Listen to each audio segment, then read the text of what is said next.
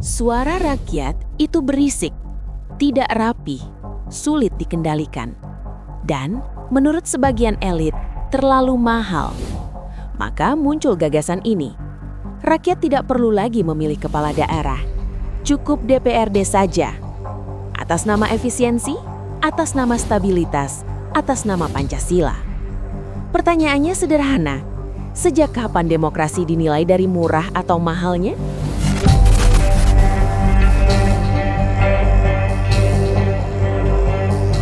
Empat partai politik, Golkar, Gerindra, PKB, dan PAN, kini berdiri di barisan yang sama, tanpa eufemisme, tanpa ambiguitas. Mereka mendukung satu hal, pemilihan kepala daerah dikembalikan ke DPRD. Di DPRI, kekuatan mereka bukan simbolik. Golkar, Gerindra, PKB, dan PAN menguasai 304 dari 580 kursi. Lebih dari setengah. Cukup untuk menang, cukup untuk mengubah undang-undang.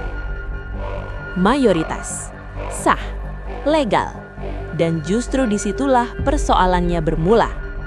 Karena dalam demokrasi, tidak semua yang sah itu bermoral, tidak semua yang legal itu legitimate. Keputusan ini, keputusan untuk menghapus hak pilih langsung rakyat, dibicarakan di ruang elit, dirumuskan dalam forum terbatas, dan akan diketok di parlemen tanpa satupun suara rakyat ikut menentukan. Tidak ada referendum, tidak ada konsultasi publik yang bermakna, tidak ada mandat langsung dari pemilih. Yang ada hanyalah perhitungan kursi. Ini bukan sekedar perubahan mekanisme pemilu, ini pemindahan pusat kedaulatan dari warga negara ke wakil-wakil yang kini memutuskan bahwa mandat rakyat terlalu mahal untuk dipertahankan. Pemilu dalam logika ini direduksi menjadi biaya, partisipasi dipersempit menjadi beban, suara rakyat diperlakukan sebagai gangguan. Dan ketika hak paling dasar dalam demokrasi, hak memilih, bisa dihapus hanya dengan mayoritas parlemen, maka yang sedang dipertaruhkan bukan sekedar pilkada. Yang sedang diuji adalah satu pertanyaan mendasar. Siapa sebenarnya pemilik kedaulatan di Republik ini?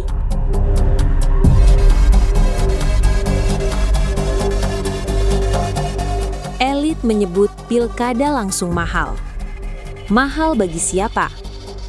Mahal bagi negara atau mahal bagi partai? Mereka bilang korupsi kepala daerah tinggi. Benar. Tapi pertanyaan yang sengaja dilewati adalah, apakah korupsi lahir karena rakyat memilih atau karena sistem partai yang rakus biaya? Alih-alih memperbaiki sistem pendanaan politik, yang dipotong justru hak memilih rakyat. Ini seperti rumah bocor, lalu yang dibuang adalah penghuninya.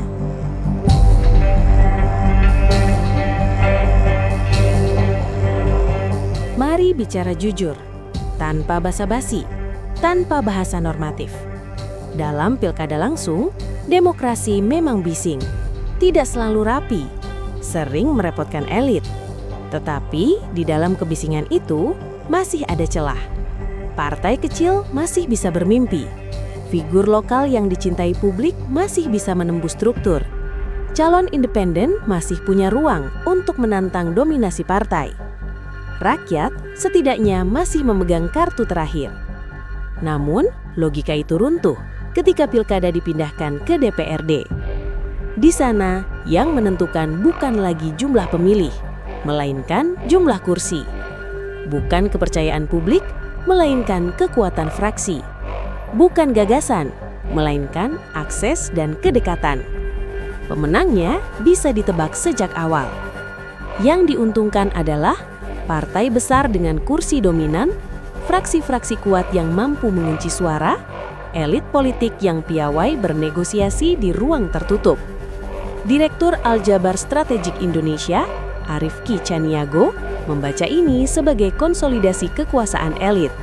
Sebuah penataan ulang arena politik yang sengaja mengunci kompetisi agar tetap berada di lingkaran yang sama. demokrasi tidak lagi berlangsung di hadapan publik.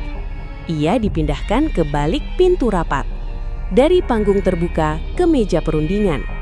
Di titik ini, demokrasi berhenti menjadi kontestasi. Ia berubah menjadi kesepakatan. Bukan lagi soal siapa yang dipercaya rakyat, melainkan siapa yang bisa disepakati elit.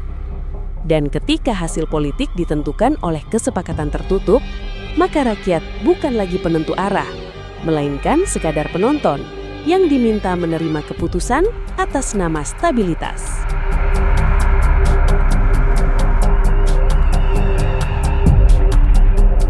Pakar Manajemen Publik Universitas Ibnu Khaldun, Nandang Sutisna, mengingatkan satu hal yang sengaja diabaikan.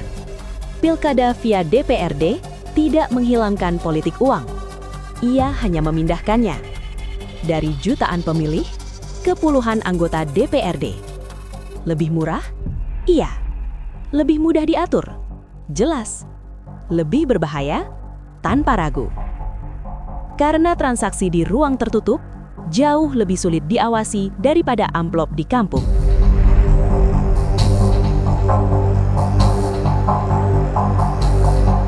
Kepala daerah hasil pilkada langsung berutang pada pemilih. Kepala daerah hasil DPRD berutang pada fraksi.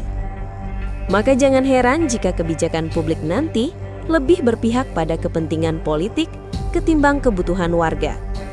Bagaimana DPRD mengawasi kepala daerah yang mereka pilih sendiri? Check and balance berubah menjadi saling melindungi.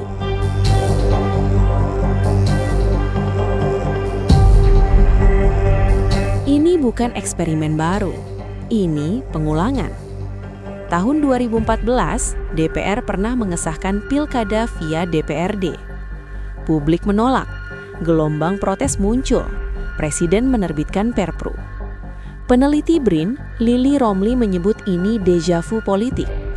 Pertanyaannya sekarang, apakah elit lupa atau justru berharap publik lelah?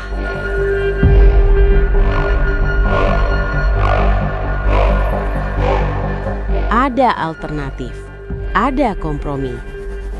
Rektor Universitas Paramadina, Didik J. Rajbini, menawarkan pilkada jalan tengah. 2 tahap, 2 legitimasi, pengawasan ketat. Tapi gagasan ini tidak populer, karena ia masih memberi ruang pada rakyat. Dan dalam politik kekuasaan, ruang bagi rakyat sering dianggap gangguan.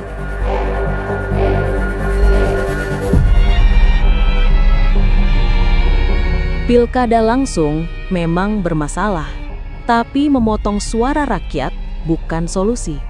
Karena demokrasi tidak rusak karena rakyat terlalu banyak memilih. Ia rusak ketika kekuasaan terlalu nyaman tanpa rakyat. Hari ini, yang diperdebatkan bukan sekadar sistem pilkada, melainkan satu pertanyaan mendasar. Apakah rakyat masih dianggap pemilik demokrasi atau hanya penonton yang terlalu mahal untuk dilibatkan? Sejarah selalu mencatat, demokrasi tidak mati dengan kudeta. Ia mati perlahan, rasional, legal, dan seringkali dengan tepuk tangan elit.